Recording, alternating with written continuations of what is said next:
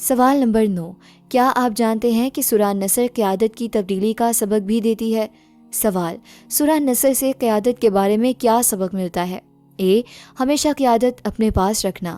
Be, جب مقصد پورا ہو جائے تو قیادت کو اللہ کے سپرد کر دینا۔ سی، کبھی قیادت نہ چھوڑنا۔ ڈی، قیادت کے لیے لڑنا۔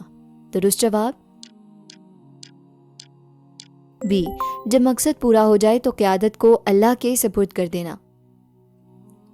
سورہ نصر میں ہمیں قیادت کی تبدیلی کا سبق ملتا ہے۔ رسول اللہ صلی اللہ علیہ وآلہ وسلم نے اپنی پوری زندگی اسلام کی تبلیغ میں لگا دی۔ جب فتح مکہ آ گئی، دین مکمل ہو گیا، لوگ فوج در فوج اسلام میں داخل ہونے لگے تو یہ نشان تھا کہ مقصد پورا ہو گیا۔ اب آپ صلی اللہ علیہ وآلہ وسلم کا کام تھا کہ قیادت کو اللہ کے سپرد کر دیں اور ملاقات الہی کی تیاری کریں۔ یہ سبق ہر لیڈر کے لیے ہے۔ جب آپ کا ادارہ، مشن یا کام عروج پر پہنچ جائے تو نظام کو اللہ کے سپرد کر دیں اور آخرت کی تیاری شروع کریں۔ کرسی سے چمٹے نہ رہیں، اپنے بعد والوں کو تیار کریں اور انہیں ذمہ داری دیں۔